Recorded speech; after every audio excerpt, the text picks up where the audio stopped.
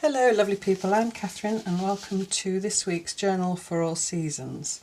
For the last week or two I've been creating a garden outside my little park home here, and I made a plan for planting the 2 flower beds, and while I was doing that I was thinking about my time 25 years ago at Horticultural College, when I first heard about the English artist, garden designer, writer and all kinds of other things as well, Gertrude Jekyll.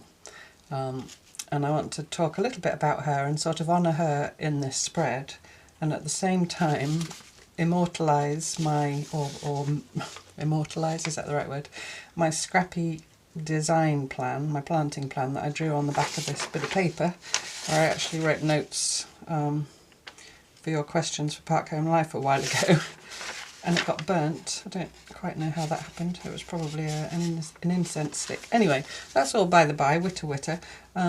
So I have cleaned my hands as best I can, but I've been planting and I can't wear gloves when I'm planting, so apologies for the dirty fingernails. Expect more dirty fingernails as the gardening season progresses. So here's my list of plants that some I have managed to buy, some I would like. I have by no means gone out and bought all of them in the quantities that I wanted, because that would have been far too expensive. So I've very much just planted one of each of the ones that I like, that I was able to find, and I shall add to that, and as they bulk up I can lift them, divide them and get more basically. Most of them are herbaceous perennials, hardy perennials. Those are what I like. A couple of them are good for eco-printing.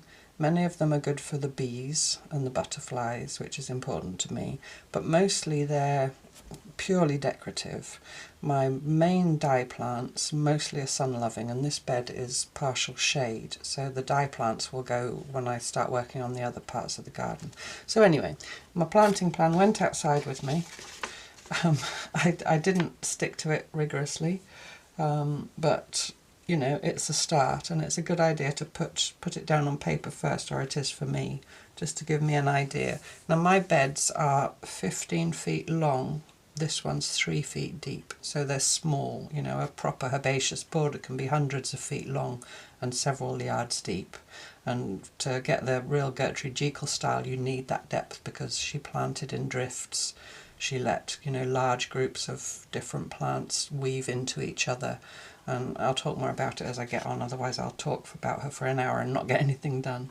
And then the other side I've got this very narrow little bed, which is in full shade all the time, so obviously that's needs a certain kind of plant to thrive there.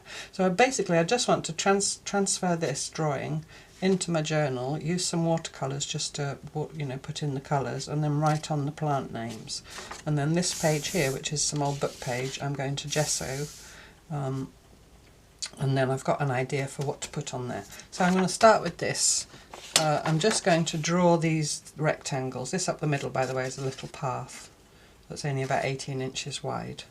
So I'm going to draw this onto here. I don't think you need to watch me do that, with a pencil and a ruler, and I'll come back when I start the painting. Okay? Oh yeah, I should say as well, if you're following along and you want to interpret this in some way, maybe you could do a drawing of part of your garden, or if not, or if you don't have a garden, you could do an imaginary garden, something of that kind. Anyway, I'll be back in a minute when I've drawn my lines. Okay, I've drawn my lines. I did them in pencil first, and then I went over them in a, where have I put it now? Like a micron pen. You know what a micron pen looks like, because it's archival, the watercolour won't smudge it. And I'm just looking for my rubber. Got this, eraser. You have to say rubber in Britain just means eraser, but I hear other British artists saying eraser, because apparently it makes you in the States snigger. An eraser to get away the pencil that's just showing here and there. And then the next thing I'm going to do is draw in the shapes of the plants. Now if you were doing this properly, as I was taught to do, you would, I'm going to do it as close as I can to scale, you would bear in mind the scale, you would know the height and spread of your plants, So you would know, for example, here in the middle I've got geranium and fulcard, which is a beautiful magenta pink geranium. I know, Helen, that's a favourite of yours as well, isn't it? You messaged me to tell me that. I haven't managed to find her yet, but I will track her down, and fulcard. I've got a couple of other geraniums already. I'm talking about a hardy geranium, not a pelargonium, which are commonly called geraniums but are not. Anyway, and fulcard. So what I do is, when I write my list of plants that I think I'm going to use, I write at the side of them, where have I put Anne fulcard now? Because I can't keep them all in my head. That the height that she grows to and the spread. I haven't actually written her on there. I'm going by another geranium, but they do vary. Anyway, that was a bad choice. Let's pick one that I have written on here. Geranium Raven, which is another dark pinkish colour. I believe it's named for Sarah Raven, who's a contemporary British gardener and garden designer.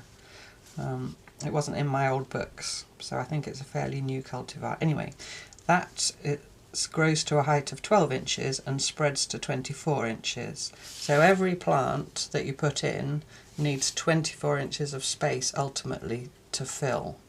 So there you would say, well, I want a 3 or a 5 or a 7. I always plant in groups, and usually odd numbers. So you have to bear in mind, if you're having a group of 3, that they will need 3 feet to spread. You know, so if you have 3 in a row, which you wouldn't really do generally, you'd have it curved, they'll fill a space that's 3 feet across, a foot across by 3 feet long. Does that make sense? So they'll fill a blob that shape. So when you're doing your planting plan, you can sort of vaguely bear that in mind. It's much easier to draw and rub out than it is to put a plant in the ground and then realise that it's too big, or it's taller than the one behind it, or, you know, things like that. That's the principle of garden design. So I've written this very much back of an envelope thing, and I've written height and spread here at the side, and I've either looked them up in one of my gardening books, or sometimes it will tell you on the label when you buy a plant. But you wouldn't put something, let's go for the delphinium, which I have got, delphinium white dark B, which is a white flower with a very dark eye. They're very tall, they grow to 3 feet high. So you wouldn't want to put that at the front and then put shorter plants behind it, obviously, because it would hide them. Okay, so that's why height and spread's important. The other things to bear in mind are the colours of the flowers, obviously, and how they work with each other. I like very muted colours on the whole. I like white flowers. I just love white flowers. There's a very famous garden at Sissinghurst Castle over in Kent, which was designed by Vita Sackville-West. In fact, one of my geraniums is called Sissinghurst White, I think. Did I get that? Oh, no, a pulmonaria, sorry, a pulmonaria. That's a spring flowering plant. Common name lungwort, Sissinghurst White. But at Sissinghurst Castle there is a white garden with only white flowers. Obviously there are green leaves. Sorry, the clock's going to chime 12. So you get history, and I just love plant names. I hope you like hearing about them too, if you don't already love them, because I just love, you know, the meanings of the botanical names and so on. Aquilegia cereulea is blue. You know, you'll know cerulean blue as a colour if you're a painter or whatever. They're like poetry to me. Monarda snow witch. That Monarda is bee balm, also known as bergamot, and that's a white flowered one. The common one is pink, but that's a white flowered one called Snow Witch. Love it. Anyway, get on with it, Catherine. So the next thing I'm going to do is, with my pencil, when I find it, draw these shapes onto my outline of my flower bed. So I'm going to draw the shapes in pencil first, and then when I'm happy with them, I'm going to go over them in my indelible pen, my archival pen, and then I'll be back to do the painting. I don't think it's worth me drawing the shapes with you watching, because I think all you'll see is the back of my head. So I'm going to go ahead and draw my shapes and outline them in black, and then I'm going to write in them, again I'll do pencil first and then pen, I'll see how brave I am, the names of the plants, and then I don't need to refer to this anymore. I'll know what colours to paint. Okay, so I'll go and do all the drawing and I'll be back for the painting. And more wittering about plants, I'm sure. Okay, I've drawn all my blobby shapes and I've written on all my botanical names. It's obviously sideways for you. Maybe I'll turn it round in case you want to pause and read. Who knows, maybe some of you are interested. So I'll just talk you through it. In some places I've put, like here, I want a climbing rose against the fence, but because it's quite a limited space it will have to be a climber, not a rambler, and something that's reasonably well behaved. And I know I want a pale pink one, but I'm kind of within that parameter. I don't have a specific one in mind, so I've just put Rosa Pink CV, which stands for cultivar. I swapped this Trachilospermum jasminoides, commonly known as jasmine, with the clematis, because the clematis does have a scent, but the jasmine has a wonderful scent, and I know that my seating area is here, so you know it'd be nice to have the scent of that when you're sitting there. But yeah, apart from that, the other thing to think about is what flowers when. If you've got a big border, it's possible to have interest all year round, especially if you include shrubs and things. I don't have room for that, so I've pretty much gone from spring through to summer. And also I've repeated things. For example, I've got my Pulmonaria officinalis Sissinghurst white. I've got a patch of it here, and I've got another patch of it the other side of the path. The Lamium I've also repeated here, and I've got a hosta here and a hosta here. Again, I've just written hosta cultivar because I want quite a small one here that doesn't grow too tall, and here it can spread a bit more, but I still want it fairly short. But there are so many different ones, I'll just see what there is in the plant nursery when I'm there that fits the bill. Yeah, so there we go. And this, like I said, is full shade all the time, so all of these pretty much will do okay in full shade. Against the fence there's sun for a lot of the day, so I'm not worried about these climbers or things like the delphinium at the back. Its feet will be probably in the shade, but its top will be in the sun. But the thing with perennials is it's very easy to dig them up and move them if they're not happy, but I'm pretty confident. So anyway, that's enough of the gardening, let's get on with the painting. So I've got my painty palette, which has still got paint on from last time. Just check I've put it back down where you can actually see. I might put the light on actually. I hope that's better. So I'm just going to paint in the colours of the flowers, with the exception of all the white ones. I might do white with a very tiny hint of green in it, otherwise it'll just be, you know, white. So I've got some clean water.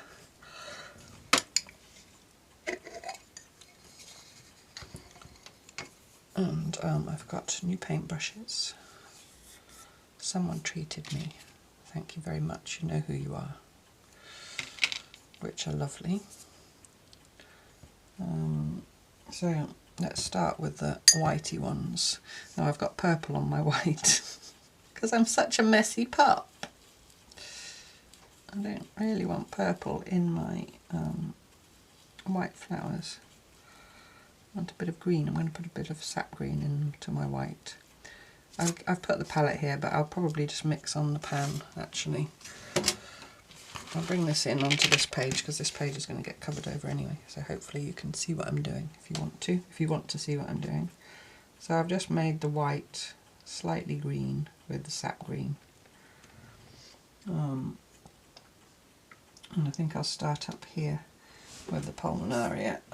Actually the leaves are... The other thing to bear in mind when you're choosing plants is not only the flower colours, it's the colours of the green, the shades of green or purple. I mean, some of the plants I've put in have got purple leaves. Like this Monarda Blue Moon has got slightly purplish tinge to its foliage. I'm trying to keep my head out of the way, but it's quite difficult to see what I'm doing at the same time. Because, you know, that's interesting if you have different coloured... The flowers of heuchera are not especially showy. Heuchera are also eco prints, by the way. That's another reason that I've put it in. Yeah, so there is a lot to think about. You know, it was a 2-year course. I can't condense it into an hour's video. And a lot of it's trial and error. You know, a lot of it you can learn by doing, can't you? But Gertrude Jekyll, because she was an artist as well, and in the sort of impressionist school of art, she did her planting plans with the same eye that she brought to her art. Or her, you know, her not just the plans in that she painted them, but I mean the actual borders themselves, the flowers and plants themselves. this idea of drifts of colour moving through and considering the form of the plants. I've also got a white geranium up here. It's going to be a lot of light green, my drawing, but that's okay, my painting. And that was what was revolutionary really at that time. She died in, I think, 1930 something, early 1930s. So she was born in kind of Victorian times, I guess. I don't exactly remember her date of birth. Never married, never had children, and was a great friend for quite a long time of the architect Edwin Lutyens, who was much younger than she was. But there are many houses, gardens and houses that they designed together.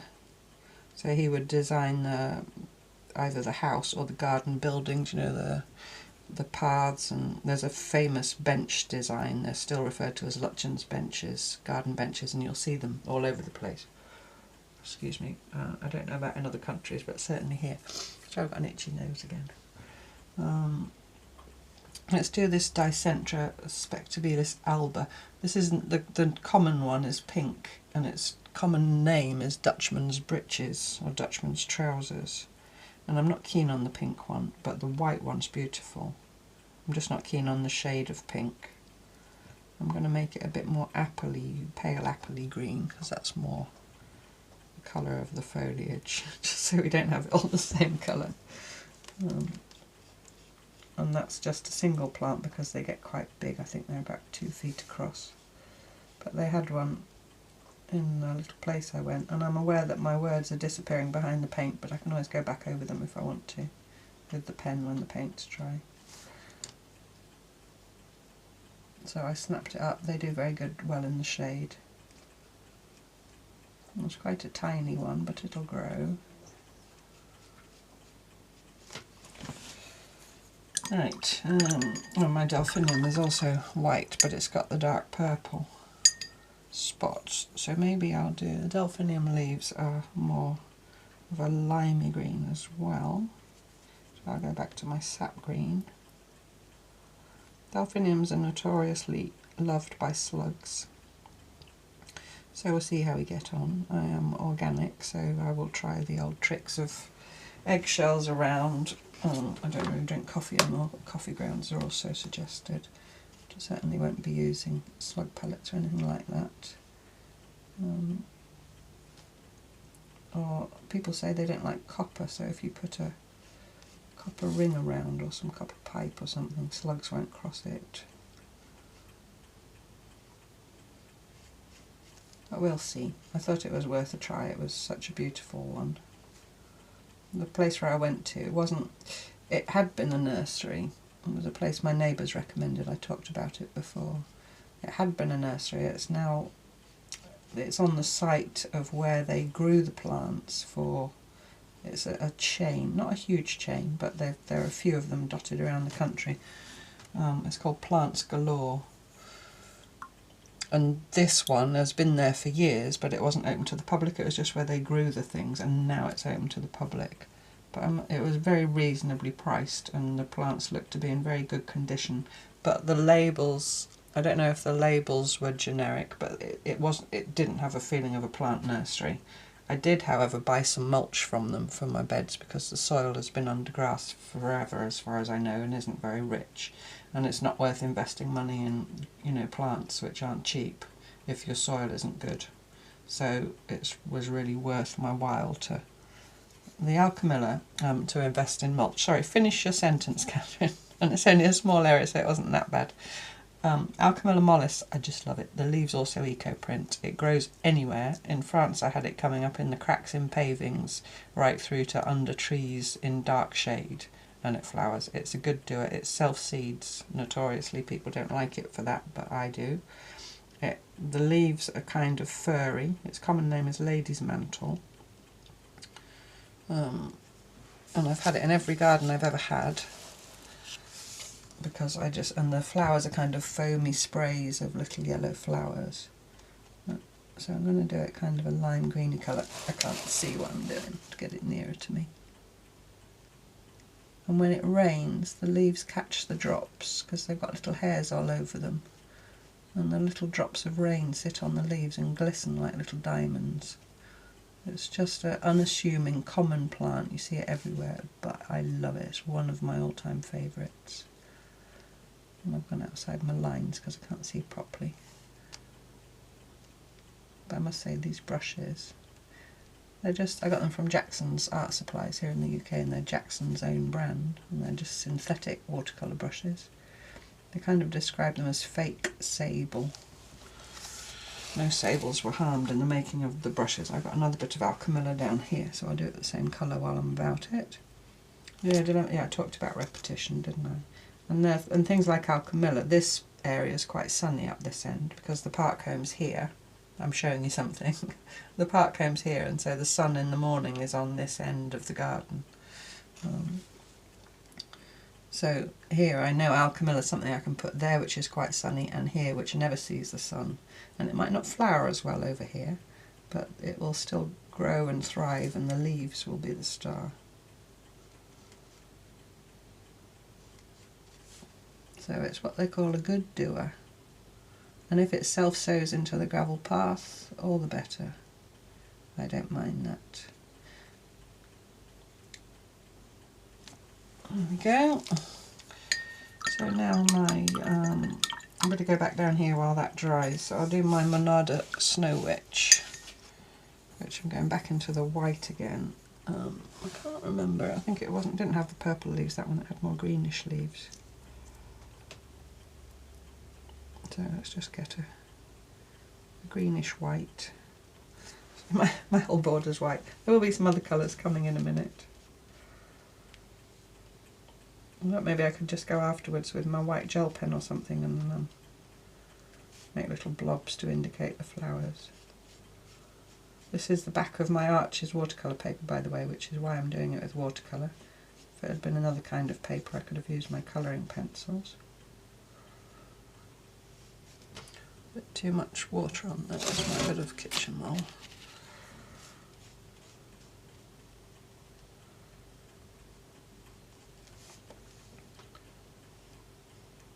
So you have to let me know if you're a keen gardener and you love all the botanical names as well. I'm lucky in that I've got the right sort of brain to retain things like that. You know, that's just luck, accident of birth, whatever. But also I think if something really speaks to you, like I said, it's like poetry to me, then Astrantia major is also, sorry, a favourite of mine. Again, white flowers with very dark purple, tiny little dots on, I think, on the stamens. Pinkush, I think it's common name. I don't often use the common names, not because I'm a plant snob or anything, but many of the common names refer to several different plants that are completely different. And this is what I was taught at college. It is worth knowing the botanical name, and also you can get a lot of information from the botanical name once you understand botanical Latin. There's some Greek, you know, it's not all Latin. Astrantia major is the bigger one. There's also an Astrantia minor, which is a dwarf one. I mean, you know, that's obvious and logical why it's major and minor. Its leaves are again more appley.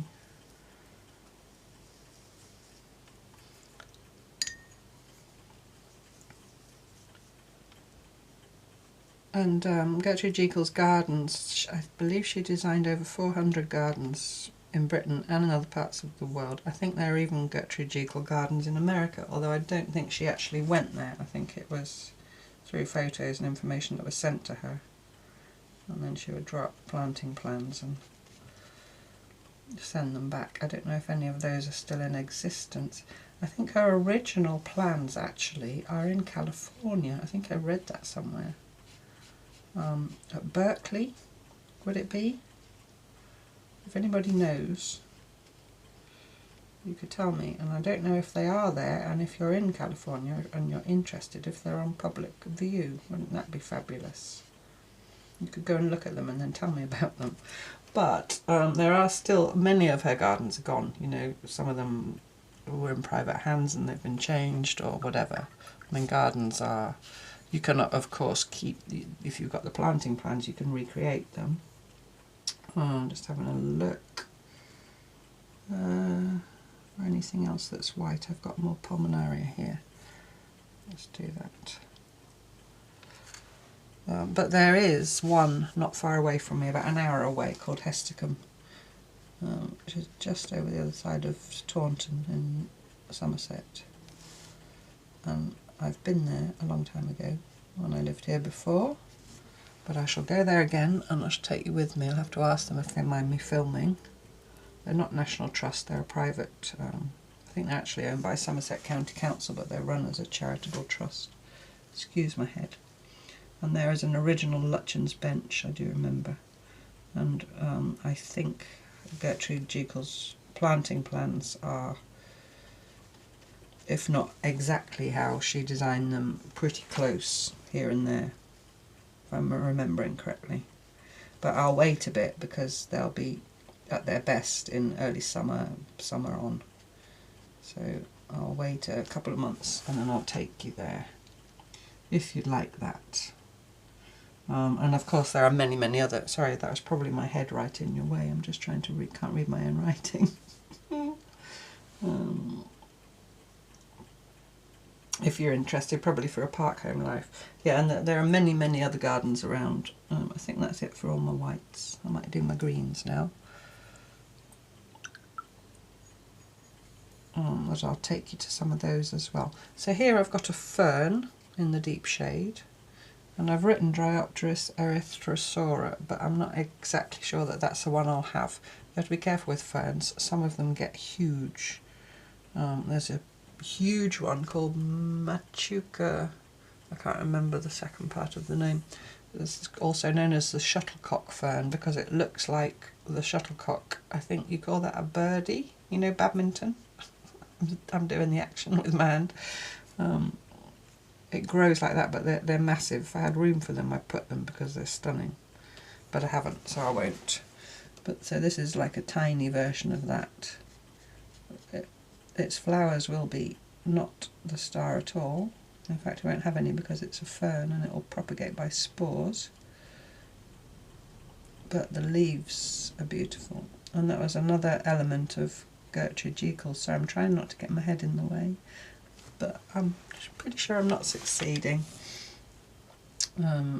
Was the form of plants, you know, so you've got the colour of the flowers, which you have to bear in mind, the size that I've talked about in terms of where you put them, and you don't want kind of serried rows, well, not within this style, maybe you'd like that, but within this style you don't want rows of, you know, tall, medium and short. You want them to, I've done it in the minimal space that I've got, where they kind of link into each other. It just, you know, gives a flow like waves on the sea, if you imagine that. So you have to bear the height in mind, but you know, you can drift them in and out of each other. Let's try this slightly darker green on this little hosta here. I don't know which hosta. There's a lovely blue. Again, hostas do have flowers, but it's the leaves that are the star. Also greatly loved by slugs. But again, we'll try the eggshells trick. I just want. There's a beautiful blue one. I can't remember its name now. But I think it'll be too big for where I'm going to put it. But I'll just have a look at what's there and find an appropriate one. So yeah, so it's the colour of the flowers, obviously, for the flowering plants. The colours of the foliage, even the greens, vary, obviously. And then you get foliage that isn't green. So I've got my Heuchera Micranthopalis purple, which has got purple leaves. I've got Lamium, which is a well-behaved Lamium. Lamium is also a wildflower, and I would put the wild Lamium galeobdulin in a wild garden, but I wouldn't put it here because I'd have nothing but that within no time flat. Let's do that other hosta a slightly different colour, just for fun, because who knows, when I get somewhere where there's hostas, what colour I'll pick. So yeah, so you've got the colour of the leaves and you've got the form of the leaves. Are they you know, like hostas have got these broad spathes of leaves, or you have the more ferny leaves of the fern, obviously. Geraniums have got palmate leaves, geranium-shaped leaves. That makes sense. The heuchera's leaves are kind of similar to the geranium leaf in shape, but they're a little bit crinkled at the edges. So even going beyond the simple colour of the flowers, there's lots of other things you can think about. Delphiniums obviously are very tall, and the flowers are in spikes, or held in groups in a spike. I'm sure you can see the back of my head. My apologies, I can't help it. Some flowers are flat, some flowers are domed, like I'm not mad on them, but the standard hydrangea, you know, with the mop head. So there's the shape of the flowers as well as the colour. There's obviously scent to take into consideration, like I did with my little jasmine. I wanted it up near my seating area. Jasmine's also, it'll probably be alright here because I'm down in the southwest, but it's not fully hardy where I live. That's something else to consider. You need to know your local area, what plants are hardy. Where are we? Right, I think my head's getting in the way. I think I've been wittering on for quite a long time. I think I'm going to go and finish my painting off camera because I need to wait for this to dry a bit. So when I've done all my painting, I'll come back. Just so that's all dry. I finished my painting and I went over all my words again with the black pen. So I hope I'm holding it in the right place. I think I am.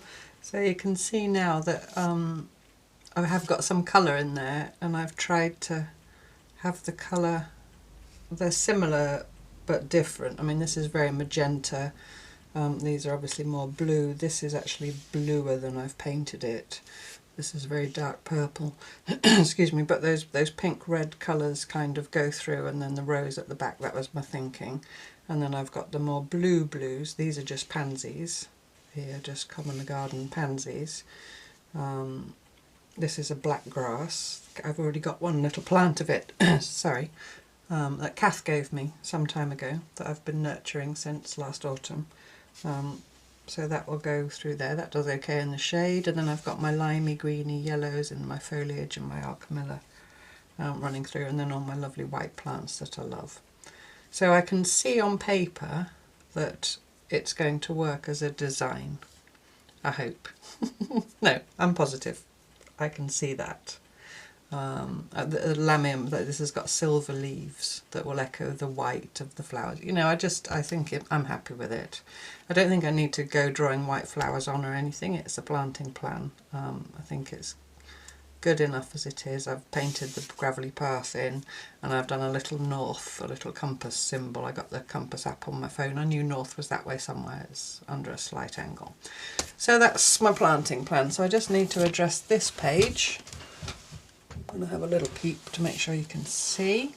So I've printed off a picture of Gertrude Jekyll from the internet. This is from a portrait in the National Gallery. It did say it was public domain, so I hope I'm not going to get into trouble. Otherwise I'll keep my hand over her.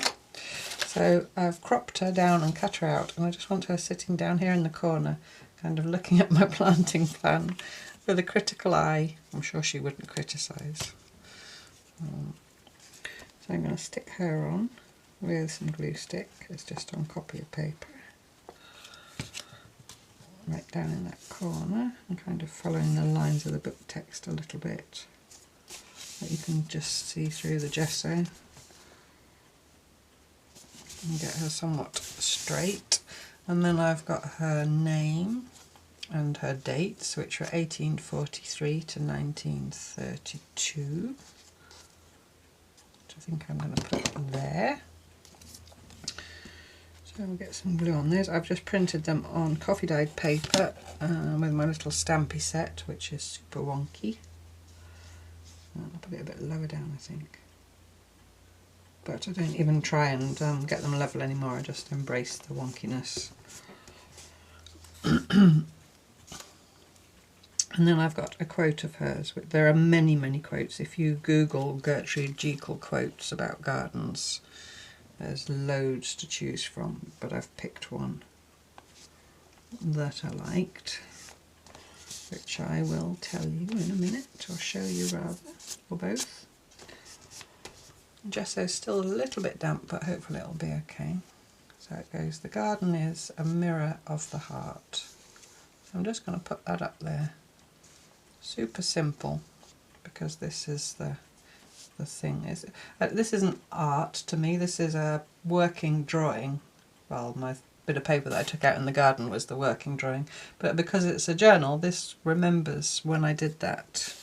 You know, I can look back and remember, and then I can see if I've stuck to my planting plan or if I've made modifications, you know, as time goes on. It's not set in stone, so to speak. It's flexible. Excuse my head. I'm also aware, because I just looked back at the earlier footage, that when my head comes in, when I take my head out again, it goes blurry for a while because of the focusing. Apologies for that. I really can't do anything about it. I've experimented with different camera setups from the side and all that, but I don't have the equipment or the space. So I can just do my best, and I know you're very tolerant of me. And you don't mind. See, in the back of my head every now and then. And there we go. It's quite handy using book page, because you can then line up on the words that you can just see. There we go. So that's my spread for this week, commemorating the first planting plan of my new to me garden, and honouring the memory of Gertrude Jekyll. The other thing about her was, because she was trained at the South Kensington School of Art, you know, proper artist. But her eyesight faded in later years, and she turned much more to gardening. And I think that's what really spoke to me. Not only that classic English country herbaceous border style of planting that I love, but the fact that she was an artist and a writer and a poet and many things. But when her eyesight faded and she couldn't do her watercolour painting very well anymore, very good I nearly said, that would have been bad grammar, she found her creative joy through her gardening, and I think there's something to be learnt from that, for, you know, because we're all getting older and we might lose our fine motor skills as our hands age or whatever, that if we're creative souls we can find other ways of expressing ourselves, and I think, you know, that she was a role model for that as well. She was also a very great proponent of women's rights. Good old Gertrude. It's another reason to celebrate her. So anyway, I hope you enjoyed that. I hope you like my garden plan. I will show you the actual thing in real life soon. It won't look like that, it'll be big bare patches of earth with tiny little plants like that. But, you know, a garden is an exercise in hope as well, always. You plant and you hope. You know, you plant, you do your best, and then you hope. And you've got Mother Nature on your side, hopefully. So thank you so much for watching. Just make sure it is where you can see it. And I hope you enjoyed that, and I look forward to you watching me next time for more journaling tales. Bye bye.